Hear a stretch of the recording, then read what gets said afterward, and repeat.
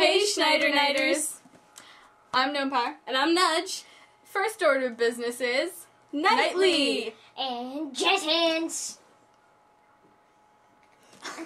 We'll be reviewing chapters 7 and 8. Alright, here we go. Good. Hi, I'm going to be reviewing chapter 7, which is called Servants and Scholars. The first thing that happens in chapter 7 is the boys get their rooms, along with a plethora of rules to go along with them. It's plethora. Whatever. Some of these are, you may not, under any circumstances, decorate your doors, rearrange the furniture, disrespect the housekeeping staff, make excessive noise, or neglect to keep your property clean and neat. I have to say, Gnome would fail within a week. Her door is very decorated, and her furniture is always being rearranged. No comment on the cleanliness. What do you mean, no comment on the cleanliness? That's what I thought you meant. Anyways, I don't think it's really a coincidence that the boys' rooms end up being a broom closet, or that their nameplate arrived late so they had to stand in the hallway waiting while everyone else got their rooms and they didn't. What a convenient coincidence! Then comes in the serving boy. I want to meet the serving boy. He's the best character so far. Hello, I'm the servant boy. This is like a dream come true. Can I take a picture? Sure.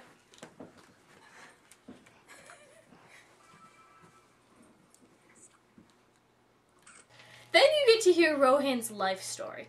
I like that his background is so different from the other two, so they're not at all the same, which gives you a wider range of characters there. Although Rohan is a bit snooty. I wonder if the differences will keep them from becoming friends, or if they'll become friends anyways. I think it's pretty hard to share a room with someone and not like them. Then the boys go to dinner. And I'm sorry, but I don't care if you're mad because you're nobility and they're not supposed to be at your school. Pass the butter! You're the nobility. You're supposed to have great etiquette. I don't care if you're off beating each other up at any other time of the day. But at dinner, you have to be polite. Hello, Puppet. I feel a bit woozy.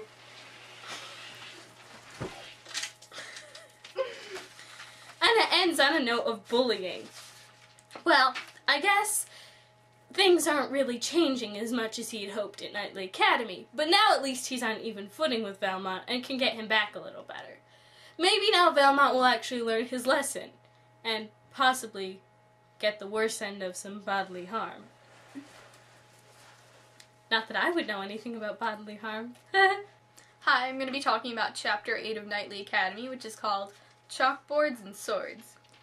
It's basically about Henry, Adam, and Rohan's first day of classes at Nightly, and it starts with a horrible breakfast where Valmont offers them all bacon, and when they refuse, he claims it's because they sympathize with pigs.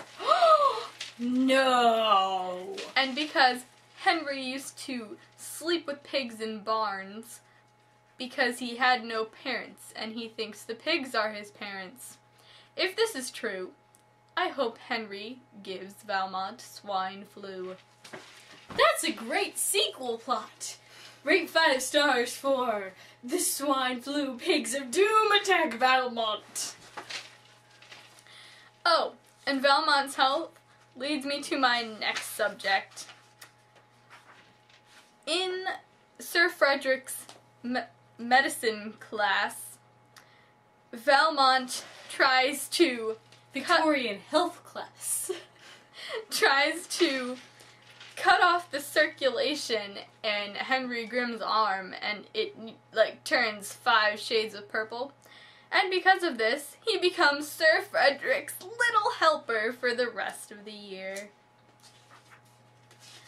Then, in the next class, which was horrible because it had Lord Havelock, the class seems a bit unfair. Henry and his friends are given tough questions, while Valmont and his friends are given really, really easy questions. Later you find out it's because Lord Havelock is Valmont's uncle. I'm sorry, but Uncle Havelock is just so fun to say. So, after a long day of classes and having to deal with Lord Havelock, Henry decides to take a walk and talk to himself. Frankie Winter joins in the conversation, and they end up talking about how she was kicked out of 3 finishing schools. Finishing school, where you learn all the important skills in life. Like embroidery. One of the schools she was kicked out for embroidery. They told her she could embroider whatever she wanted, but she didn't know they weren't serious. And judging by what the book says, I think she embroidered something pretty obscene. Something probably along the lines of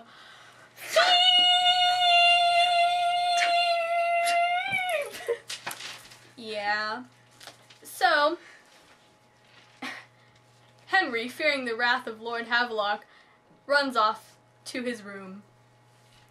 End of chapter 8.